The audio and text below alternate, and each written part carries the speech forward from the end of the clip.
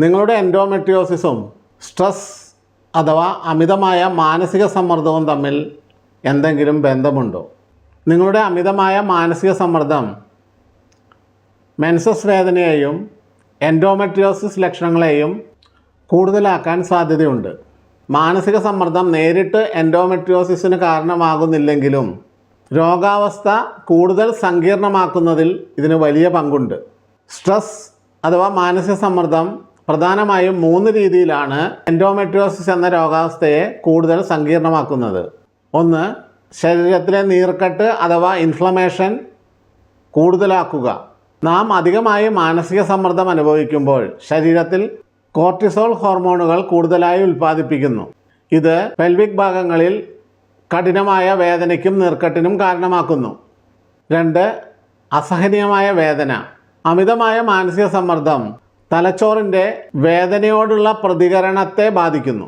സാധാരണ കാണുന്ന ചെറിയ വേദന പോലും അപ്പോൾ തീവ്രവും അസഹനീയമായും തോന്നുന്നു. 3. എൻഡോമെട്രിയോസിസിൻ്റെ വളർച്ചയെ വേഗത്തിലാക്കുന്നു.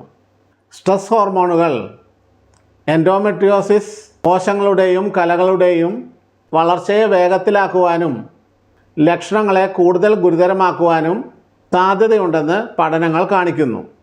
അതുകൊണ്ട് തന്നെ ഇതിനെ ചെറുക്കുവാൻ, സ്ട്രെസ് കൺട്രോൾ ചെയ്യുവാൻ, സ്ട്രെസ് മാനേജ് ചെയ്യുവാൻ ശ്വസന വ്യായാമങ്ങളും യോഗ, ധ്യാനം പോലെയുള്ളവ ശീലിക്കുന്നതും നല്ലതാണ്.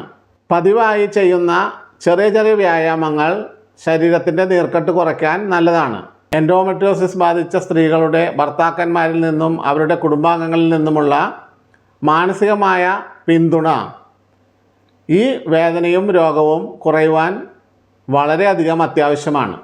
പെയിൻ കില്ലറുകൾ കഴിക്കുന്നതിനപ്പുറം മനസ്സിൻ്റെയും ശരീരത്തിൻ്റെയും ഹോർമോണുകളുടെയും സന്തുലിതാവസ്ഥ തിരിച്ചുപിടിച്ച് മികച്ച പരിഹാരം കാണുകയാണ് വേണ്ടത്.